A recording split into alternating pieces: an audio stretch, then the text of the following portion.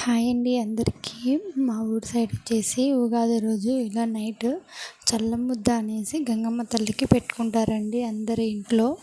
దానికోసం చప్పిడి పప్పు చప్పిడి అన్నం చేసుకుంటారు. అంటే అన్నంలో కానీ కూరలో కానీ ఉప్పు అనేది వేయరండి.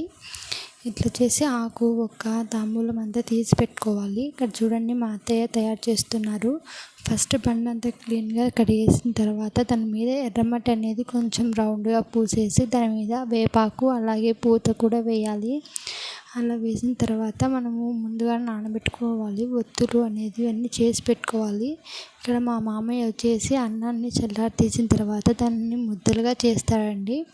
అవి వచ్చేసి కింద ఒక ప్లేట్ మాదిరి పైన మనం గౌరమ్మ చేసుకుంటాం కదా, అలాగే ఒక ముద్ద, అలాగే మనం దీపాలు వెలిగించుకోనికి 4 కుండలు అనేది చేస్తాడండి. అది ఎలా చేస్తారో కూడా మీకు చూపిస్తాను ఇప్పుడు, ఒకసారి చూడండి. మీరు మీ సైడ్ కూడా ఇలా ఎవరన్నా పెట్టుకునేటట్టయితే నాకు ఒకసారి కామెంట్ చేయండి. ఇలాగా ముద్దలన్నీ చేసుకుంటాడండి. మనం ముందుగా పరిచి పెట్టుకున్న వేపాకు పూత అవి ఉంది కదా, అందులో ఇలాగా అనేది చేసుకుంటారు అంతా.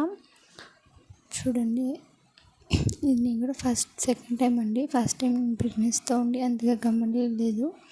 ఈసారి చూపిస్తున్నాను. అలా మనం ముందు నానబెట్టుకున్న ఒత్తిడిని అలా కుండల మాదిరి ఉన్న దాంట్లో వేసి ముందు పక్క దీపం పెట్టేసి తాంబూలం పెట్టుకుంటామండి.